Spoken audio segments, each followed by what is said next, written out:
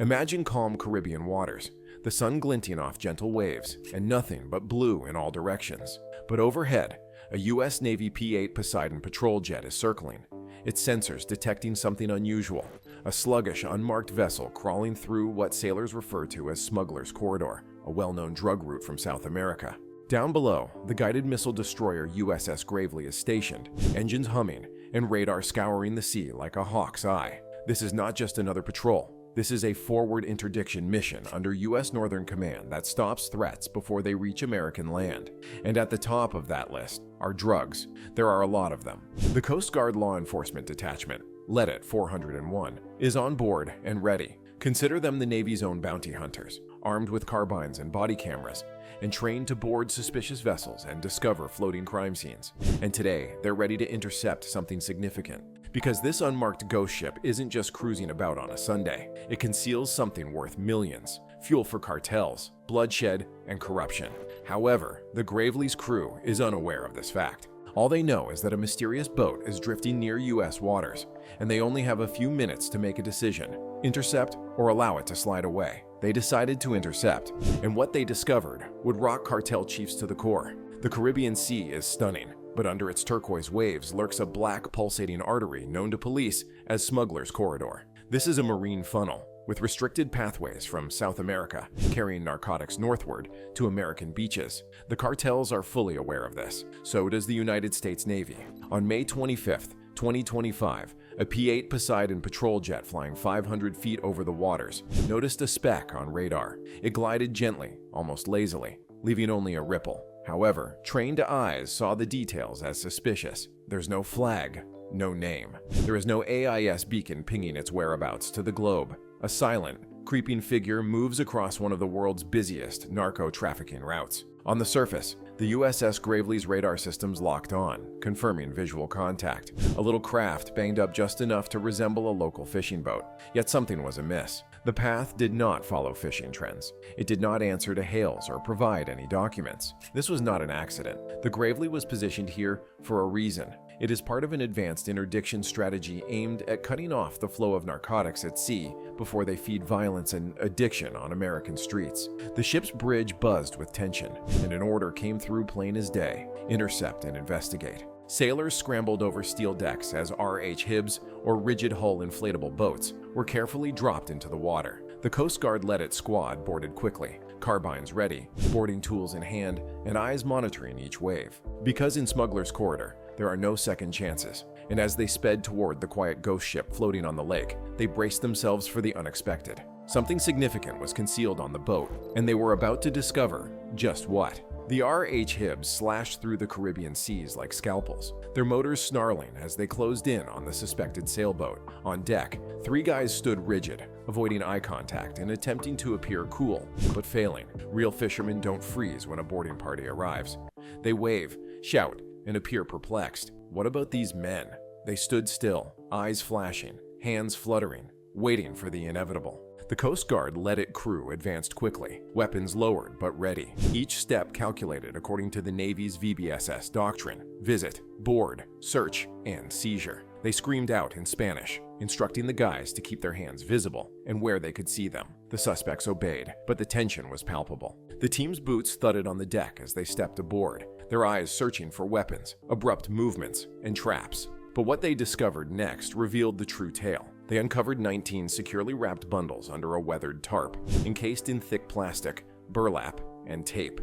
Standard cartel packing. Each package was dense and hefty, with a green S seared into the covering, an unmistakable calling card of a cartel network. One team member sliced up a bale. The smell of raw chemicals hit me instantly, showing off white bricks piled like gold bars. Cocaine. And not just a little. This was a floating treasure vault for the cartels. Later, they would weigh and document each pound. Nearly 1,600 pounds of high-purity cocaine with a street worth of roughly $25 million. The suspects remained mute, providing no explanation or defense. They did not need to. The facts strewn out beneath the Caribbean heat told it all. This wasn't just a bust. It was a cartel's greatest nightmare. Stopping a boat in the middle of the ocean may appear to be a little success, but in the realm of drug interdiction, it represents a key strike in a much larger conflict. This was not a lucky expedition. It was the consequence of forward interdiction, a technique aimed to halt narcotics before they reach U.S. borders, thereby cutting off the bloodshed, corruption, and addiction that accompany these shipments like shadows. This operation was part of Campaign Martillo, a global initiative that began in 2012 to disrupt trafficking routes in the Caribbean and Eastern Pacific. Martillo means hammer in Spanish, and that's exactly what this campaign does. It hammers cartel networks before they can deliver poison to communities. The USS Gravely played an important part in this expedition. While it is intended to hunt submarines and shoot down missiles, it also serves as a floating command center for interdiction operations. Advanced radar and surveillance systems scan hundreds of kilometers, combining with planes like the P-8 Poseidon and drones like the MQ-4C Triton to detect even the tiniest suspicious motions on the ocean. However, technology alone cannot tell the entire story. The Coast Guard LEDET crews bring the operation to life. Trained for high-risk boardings and sensitive searches, these teams can deploy in minutes, putting intelligence into action before smugglers can respond. Each cargo that is halted at sea not only costs cartels millions of dollars, but it also interrupts their timetables, rattles their confidence, and compels them to reconsider routes and techniques. Each failed cargo undermines the network and sends a clear message: you can change your boats and routes, but we will still come. This is why these missions are important. Not only are narcotics confiscated, but communities are also safeguarded, futures are preserved, and dangerous networks are weakened. When the bales were removed from the secret chambers, the real job started. Each package was meticulously marked, photographed, and weighed to the gram using tight chain of custody protocols. It isn't glamorous, but it's necessary. One incorrect label or missing photo may derail a federal prosecution, allowing traffickers to go free on a technicality. Meanwhile, the three suspects, mid-30s, sun-worn faces, still claiming to be fishermen, were zip-tied, photographed, and sat under armed guard in Gravely's holding room. They did not resist. They didn't speak. However, their silence said volumes. The confiscated vessel was taken under control, towed or secured depending on the maritime conditions, and was scheduled to be impounded or destroyed as evidence once turned over to authorities. The narcotics and suspects would be moved to a Coast Guard cutter or flown to a U.S. territory, most likely Puerto Rico, where the Drug Enforcement Administration, DEA, and federal prosecutors would assume control. The LEDET team and Gravely's crew did not rejoice. This was routine. Another assignment completed, another dent in cartel activities. For them, it was not about making headlines. It was about executing the job correctly so that the seizure would be upheld in court, and those sponsoring violence and corruption would face actual repercussions. Each bundle of cocaine removed from the streets resulted in less money for bribes, fewer firearms purchased, and fewer lives lost to addiction.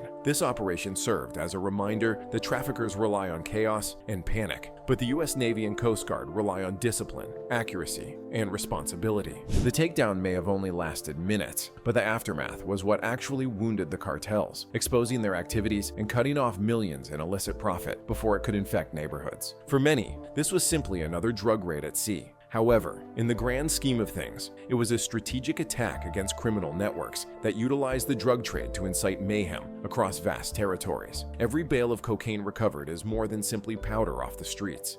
It represents millions of dollars taken from cartel hands, money that would otherwise be used to buy guns, corrupt authorities, and support brutal territorial fights. Cartels function like shadow enterprises, relying on speed, corruption, and intimidation to keep their operations running smoothly. They rely on shipments getting it through, so when one disappears into the hands of the United States Navy, it sends shockwaves up their chain of command. Schedules are disrupted, buyers are kept waiting, and confidence amongst intermediaries deteriorates. Cartels despise ambiguity, and seizures like this provide just that. This operation was part of Campaign Martillo, which has one mission: to attack the cartels hard and early. By intercepting narcotics in the Caribbean and Eastern Pacific, these operations prevent violence from spilling into American cities, breaking the link before it can ruin communities plagued by addiction and crime. The USS Gravely, with its improved radar and speedy deployment crews, is a vital component of this plan. When combined with Coast Guard LEDET units, Poseidon patrol planes, and satellite information, these ships evolve into mobile fortresses capable of striking traffickers wherever they hide.